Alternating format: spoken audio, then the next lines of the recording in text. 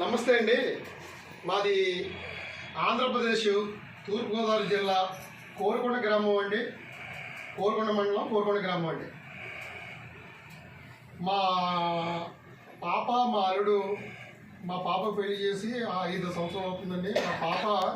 మా అల్లుడు కాపురం సజావుగా సాగిందండి. మొన్న ఈ మధ్యన ఒకళ్ళొకళ్ళు డిస్కషన్ పడి గొడవలు పడి మా అల్లుడు మనస్తాపంతో గడ్డి మందు తగిలాడు.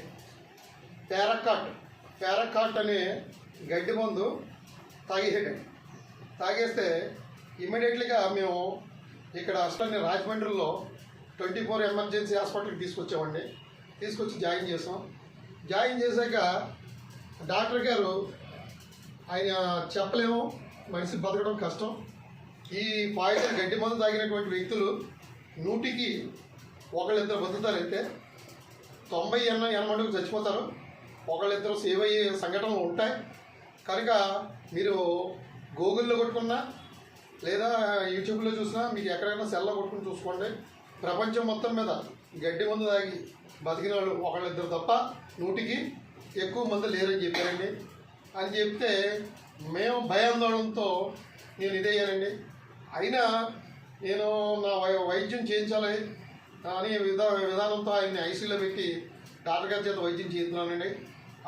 ఎమర్జెన్సీలో పెట్టి.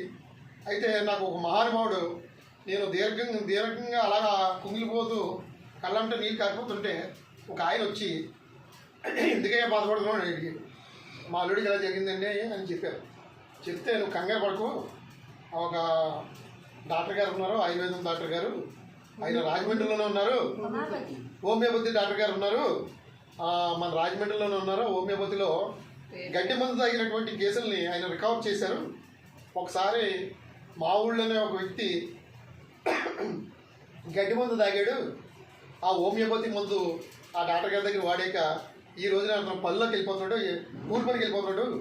అతను చిన్న ఫ్యామిలీ, హాస్పిటల్లో రాజమండ్రి హాస్పిటల్లో చూపించుకున్నాడు. కానీ ఆయన కూడా మీ అల్లుడికి చెప్పారు. ఆయనకి ఎవరో చెప్పారంటే పలానా డాక్టర్ గారు, హోమియోపతి డాక్టర్ గారు పలానా డాక్టర్ గారి దగ్గరికి వెళ్ళండి అని చెప్తే ఆయన వెళ్ళాడు, వాడాడు, ఈ రోజున సేవ్ అయ్యాడు. ఆయన చక్కపెట్టుకుంటున్నాడు. కనుక మీరు ఒకసారి వెళ్ళి కలవండి అంటే నేను ఆ డాక్టర్ గారి దగ్గరికి వచ్చానండి.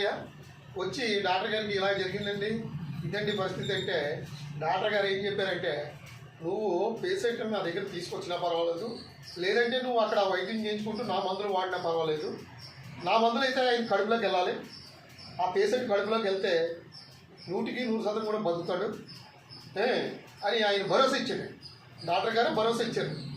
ఇదేంటి ఆ డాక్టర్ గారు ఏమో భరోసా ఇవ్వలేదు, ఈ డాక్టర్ గారు భరోసా ఇస్తున్నారు. ఆహా, ఇదేదో బాగుంది, సరే ఈ మందులు ఖచ్చితంగా వాడిందాం అని ఈయన దగ్గర ఉన్నటువంటి మందులు తీసుకుంటే నేను ఆ హాస్పిటల్కి వెళ్ళాను.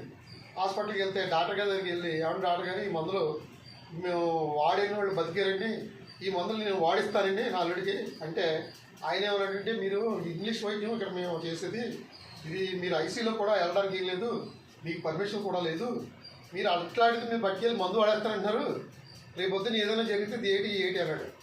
సరేనండి, నేను ఇది వాడడం మానేస్తాను, మీరు గ్యారెంటీ ఇస్తానంటే నేను వాడడం మానేస్తాను. లేదు, ఇది వాడాక దైవజనం అండి, ఇది వాడాక కూడా ఎక్స్పైర్ అయిపోతే దాన్ని మీరు ఏం చేయలేరు, భగవంతుడు ఇలాగ ఇచ్చేయడం అనుకుంటాను. కానీ ఇది వాడకుండా ఇది మీ విషయంలో ఏదైనా తేడా జరిగిందంటే మీరు చేసే వైద్యంలోని నేను మిమ్మల్ని అనుకుంటాను, ఇది వాడిస్తే బతుకునేమో, ఇది వాడిస్తే ఈ ఆయుర్వేదం ఇది వాడిస్తే, హోమియోపతి వాడిస్తే బతుకునేమో నా భావన నాకు ఉండిపోద్దండి అని ఆయన్ని బతులాడితే ఆయన ఒకటే అన్నాడు, సరే అయితేని నువ్వు ఈ మందు నీకు అంత నమ్మకం ఉందనుక నువ్వు పట్టుకెళ్ళి ఐసీలో ఉన్నటువంటి స్టాఫ్ నేను చెప్తాను అని చెప్పి వాళ్ళకి పర్మిషన్ ఇచ్చారండి. నాకు పర్మిషన్ ఇస్తే ఈయన ఇచ్చినటువంటి మందులు, ఇప్పుడు గడ్డి మందు అంటే అండి అందులో 2 రకాల విధానం ఉంటాయండి. ఒకటి విషం ఉంటుందండి అందులోని, 2 అది యాసిడ్ ఉంటుందండి. యాసిడ్ అన్నది లోపల ఉన్నటువంటి అవయవాలన్నీ కూడా పుళ్ళు పెట్టేసేసి అది మొత్తం బర్న్ చేసేస్తుంది, కాల్చేస్తుంది. 2 విషం అండి, ఇది నాలుక మీద పడినప్పుడు ఆటోమేటిక్గా బ్లడ్లో ఇంక్లూడింగ్ అయిపోయి బ్లడ్లో విషం చేరి అది ఫర్దర్గా ఫిల్టర్ చేసే కిడ్నీల మీద, హార్ట్ మీద, లివర్ మీద చూపిస్తుంది. ఇది నాకు తెలియదండి, ఇది మా డాక్టర్ గారు చెప్పారు. అయితే అక్కడ టెస్టులు ఏంటంటే కిడ్నీలు కొంచెం రోజు రోజుకి కూడా తేడా వస్తుందని చెప్పగానే డాక్టర్ గారు నాకు 2 రకాల మెడిసిన్ ఇచ్చారు. ఒకటే పాయిజన్, బ్లడ్లో ఉన్నటువంటి పాయిజన్ ఇరువిడి, బ్లడ్లో ఉన్నటువంటి పాయిజన్ ఇరువిడి.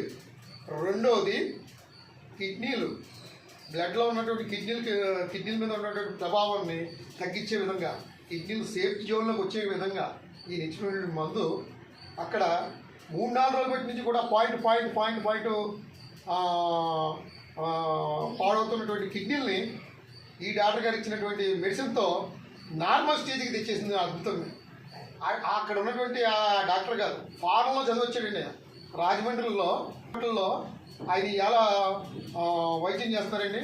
మన తూర్పుగోదావరి జిల్లా, పశ్చిమ గోదావరి జిల్లా ఈ జిల్లాలకి బెస్ట్ పాయిజన్ కేసుల మీద రీసెర్చ్ చేసి పెట్టినటువంటి హాస్పిటల్ పాయిజన్ కేసు మీద.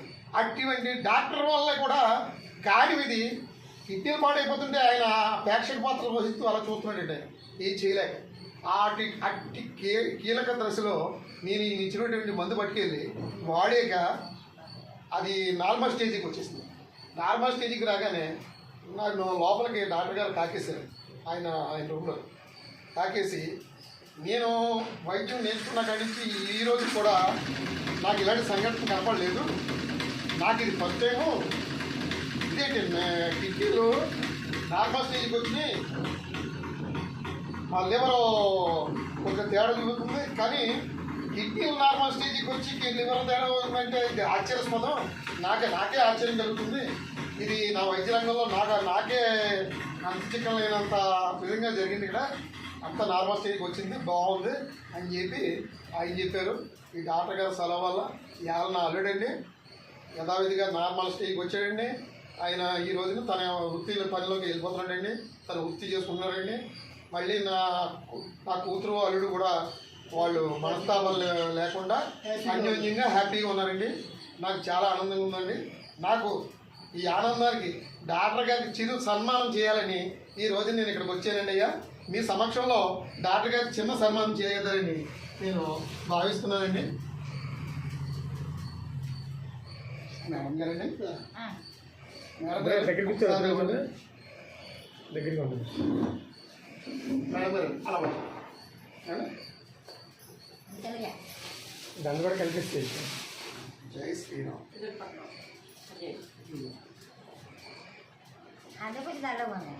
అది పక్క ఇస్తుంది.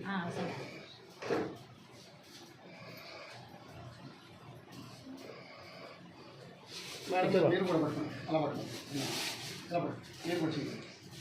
ఇలా చూడండి బాబు. ఇది నా ఆనందంతో డాక్టర్ గారికి చిరు సన్మానం అండి. ఎందుకంటే ఇలాంటి మహానుభావులు ఉండబట్టే ఇవాళ మా అందరికీ కూడా దేవుళ్ళ లాంటి మనిషి, ఇవాళ ప్రాణాలను పెట్టినటువంటి మహానుభావుడు అండి. ఈయనకి చిన్న సత్కారం నేను చేయవలసిందండి. నేను గట్టిగా చేసేది ఏం లేదు, నా అభిమానంతో చేస్తున్నానండి సత్కారం. మహానుభావుడు. ఓకే.